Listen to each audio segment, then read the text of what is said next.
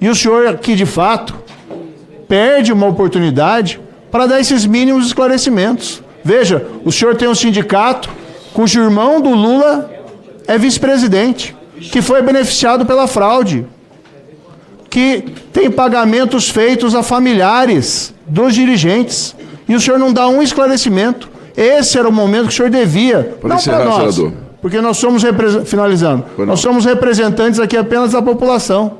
O senhor não está num tribunal ordinário, num inquérito policial. O senhor deve esclarecimento, sim, ao Brasil, sobre a relação do Sindinap com essa fraude e o papel do Frei Chico, irmão do Lula. Pois não, que pode tentar beatificar, mas não é bem essa história que a gente conhece em relação ao Frei Chico. Antes de passar a palavra ao senador Contarato, o relator tem questionamentos. Seu Milton, a sua esposa, Daugliese Jacomós de Souza, abriu a offshore Dow&B em Delaware, Miami, Estados Unidos, em janeiro de 2024. Mesmo local escolhido para a holding do Terra Bank, ligada à Conafé, outra entidade investigada, conhecida por regras flexíveis de empresa. O senhor poderia dizer quais transações específicas foram realizadas na offshore que tem a sua esposa como sócia?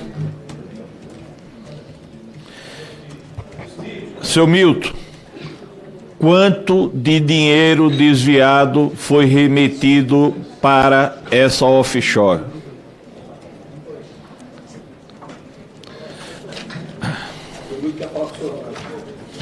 Seu Milton, o relatório de inteligência financeira 132.255 apontou saques de 450 mil em espécie lá na cooperativa de crédito Credimetal, que o senhor é o presidente. Esse dinheiro foi para o senhor? Seu Milton, saque de 510 mil reais da mesma financeira lá, Credimetal, da qual o senhor é o presidente. Esse dinheiro foi para o senhor? Seu Milton, saque de 700 mil reais da mesma Credimetal que o senhor é presidente. Esse dinheiro foi para o senhor? Olha, seu Milton, já vi que o senhor é bastante seletivo mesmo. O senhor escolhe a quem o senhor quer responder. Obrigado, senhor presidente. Pois não, excelência. Com a palavra o senador Fabiano Contarato. Obrigado, senhor presidente. Quero parabenizar vossa excelência pela condução desse trabalho. Muito obrigado. Saúdo também o relator. Quero aqui agradecer o comparecimento do depoente, senhor Milton Batista, ao passo que também saúdo aqui o doutor Bruno, doutor Paulo Roberto, que brilhantemente dignificam a OAB, na qual eu também humildemente faço parte dessa tão importante instituição na defesa da democracia. E mesmo como delegado por 27 anos, eu poderia estar interrogando o pior criminoso, mas eu cumpria todas as garantias constitucionais. Então, às vezes, a gente fica aqui nessa comissão querendo ter um comportamento imediatista. Isso declara, com todo respeito, a ineficiência. Porque na polícia eu aprendi que diante do silêncio de uma pessoa, que é uma garantia constitucional, eu tinha que ter a capacidade intelectual para provar, por provas objetivas e subjetivas, que aquela pessoa foi responsabilizada. Eu dito isso, eu queria aqui também começar falando que na sessão passada, a oposição atribuiu ao ministro da CGU, Vinícius Carvalho, prevaricação, por não ter atuado com celeridade. Olha, prevaricação é um crime previsto no artigo 319, que tem como elemento subjetivo da conduta o dolo. E foi na CGU que foi começada essa apuração juntamente com a Polícia Federal. Eu vou desenhar aqui quem efetivamente omitiu a todo comportamento fraudulento que vitimou milhões de aposentados, pensionistas, população insuficiente. Por gentileza. Esse documento aqui, do dia 5 de junho de 2018, a Procuradora da República envia ao superintendente do INSS, depois ministro do governo Bolsonaro, José Carlos Oliveira, perguntando quais medidas a serem adotadas em âmbito coletivo para impedir que o caso se repita em relação à sociedade em geral. Olha, lá em 2018, o INSS, no governo Bolsonaro, já tinha tomado conhecimento disso e nada fez. E nada fez. Então, a omissão ali, ela é penalmente relevante, porque a gente tem, por lei, a obrigação de proteção, vigilância e cuidado. Depois, nós tivemos, em dezembro, a outra lâmina, por gentileza, em dezembro, o senador que leva ao presidente eleito, Bolsonaro, servidores do INSS, representantes dos peritos médicos, que denunciavam fraudes de 70 milhões em descontos indevidos. São fatos. E contra fatos não há argumentos. Outro fato importante, eu estou fazendo a correlação de o que o governo atual faz e o que o ex-governo fez ou deixou de fazer para ter a sua digital ali na responsabilização. Depois nós tivemos outra lâmina, em que há um requerimento de informação da Câmara dos Deputados ao então ministro da Economia, Paulo Guedes, e ao secretário da Previdência, hoje um senador, aqui na nossa casa, perguntando quais foram as providências tomadas em caso de descontos não autorizados. Veja que não foi uma nem duas vezes. Foram inúmeras vezes que o ex-governo, as instituições foram instadas a apurar esses fatos. Depois, a próxima lâmina, por favor.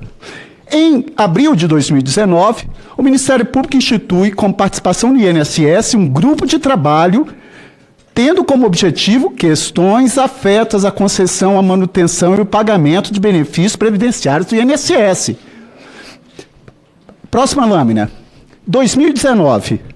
Procon de São Paulo encaminha ofício que relata, aspas, no dia 30, esteve em reunião no Ministério da Justiça, com participação do ministro da Justiça, então, hoje senador, e o presidente do INSS, Renato Vieira. Durante a reunião, o diretor executivo levou sua preocupação com os descontos abusivos relacionados aos benefícios dos aposentados por associações, desde 2017.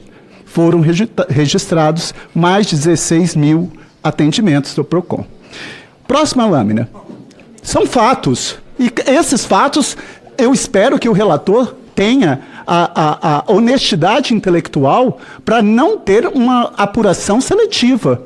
Porque assim como eu tenho minha consciência tranquila de ter assinado essa CPMI, porque eu aprendi que todos somos iguais perante a lei, isso está no artigo 5º da Constituição Federal, independente de raça, cor, etnia, religião ou origem, todos que, de qualquer forma, tenham contribuído para essa prática criminosa que vitimou milhões de aposentados, têm que ser responsabilizados.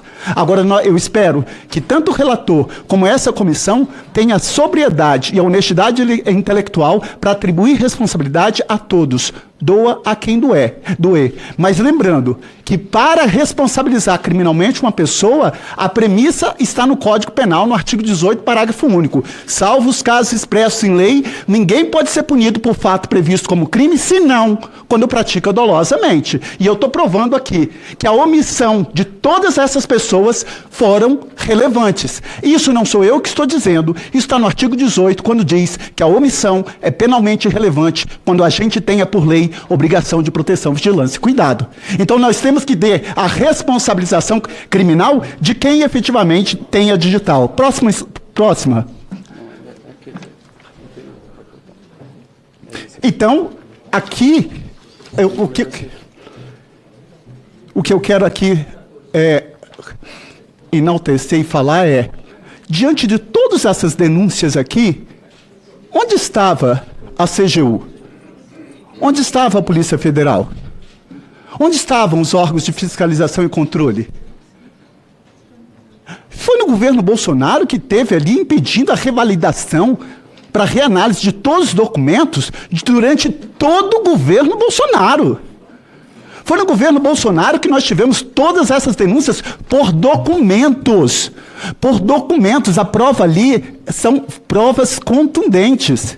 E o que o governo Bolsonaro efetivamente fez, agora foi no governo do presidente Lula, que a Polícia Federal, com autonomia, prova disso, que a autonomia que hoje teve medida cautelar aqui em qualquer entidade associativa. Eu nunca vi esse cidadão que está aqui na minha frente.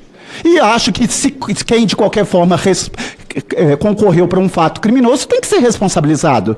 Agora, o que nós tivemos foi, efetivamente, o que está escrito ali. Vou interferir, ponto final, disse Bolsonaro após reclamar da Polícia Federal. E esses foram fatos. Nós tivemos o ministro da Justiça no governo Bolsonaro que saiu falando que estava deixando o cargo porque ele estava querendo interferir na Polícia Federal. O governo do presidente Lula, nós estamos no Lula 3, as instituições são fortes, a Polícia Federal tem autonomia, a CGU tem autonomia. E a forma como você fortalece e mantém uma democracia é fortalecendo as instituições.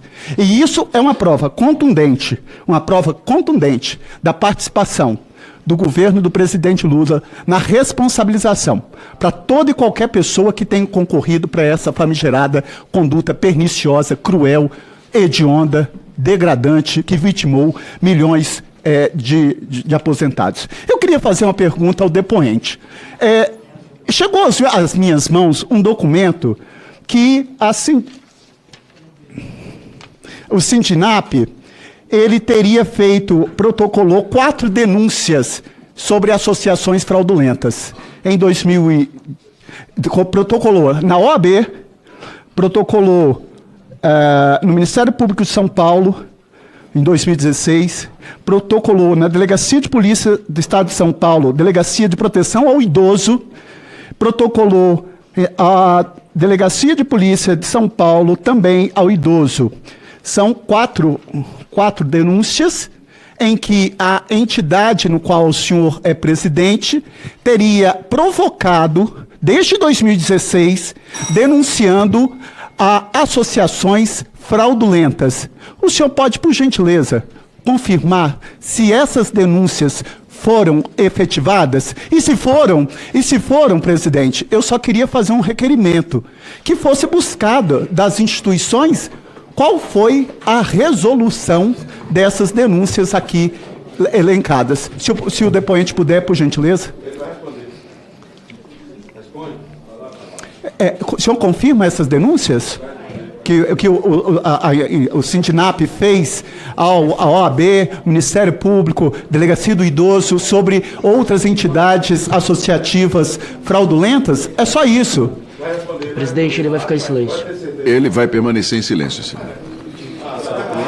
Então, senhor presidente, então eu requeiro que seja oficializada todas as instituições que eu citei com o número do protocolo das denúncias para saber qual foi o resultado dessas investigações. Perfeito. Obrigado.